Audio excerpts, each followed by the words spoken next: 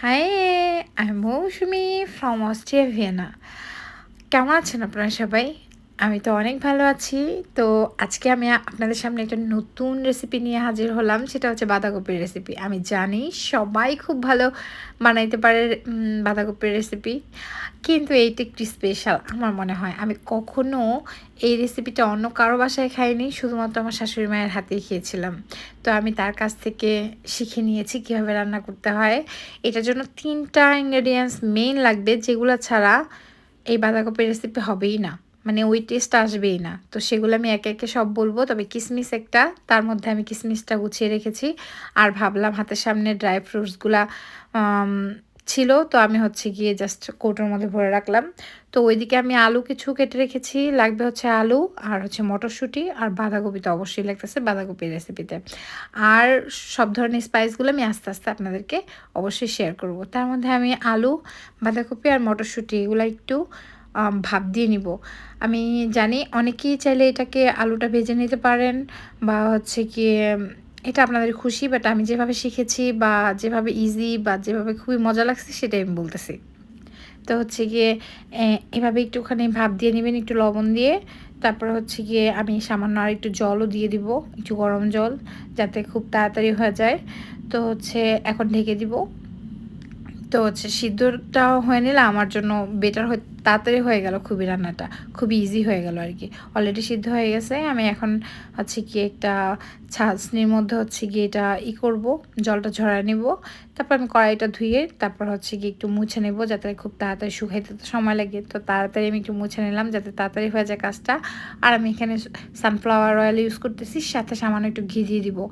তো এইটা কিন্তু ঘি ছাড়া অসম্পূর্ণ, ওকে।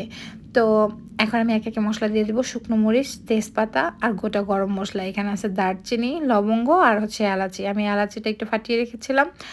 আর আমি একটু খুন্তিটা একটু মুছে দিলাম, যাতে জল থেকে আর তেলে গিয়ে ঠাস করে ফেটে না ওঠে, তার জন্য আর কি। যাই হোক, তো আমি একে একে মশলাটা দিয়ে দিব। মশলাটা সামান্য একটু ভেজে তারপর একে একে অন্য মশলাগুলো দিয়ে দিব। কী কী দিচ্ছি সেটার মধ্যে হচ্ছে কি মৌরিটা তো মাস্ট লাগবেই। মৌরি হচ্ছে কি বড় জিরার মতো দেখতে, আপনারা সবাই চিনেন।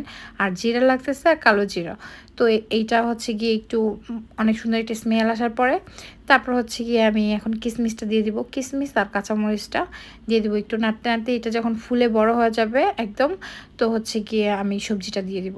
সবজিটা দিয়ে একটু নাড়াচাড়া করে তারপর হচ্ছে গিয়ে আমি জাস্ট একসাথে মশলা করে রেখেছিলাম, সেটা হচ্ছে গিয়ে ধনিয়া, জিরা, দুইটা মিক্সড করা, এটা একসাথে, আর হচ্ছে হলুদ, এই তিনটা একসাথে আমি দিয়ে দিলাম। এখানে খুবই অল্প মশলা লাগে, আপনারা চাইলে কাঁচামরিচ বাটা দিতে পারেন কেউ।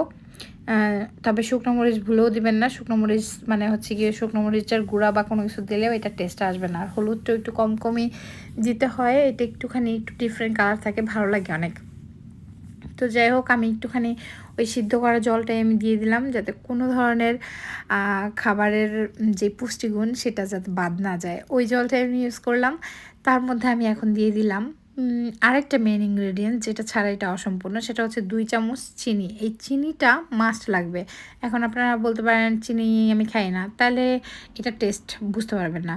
হয়তো বা এর থেকে কম বা বেশি দিতে পারবেন 1 চামচ, তবে আমি 2 চামচ দিছি। 2 চামচ দিলে এটা প্রপার টেস্টটা আসবে।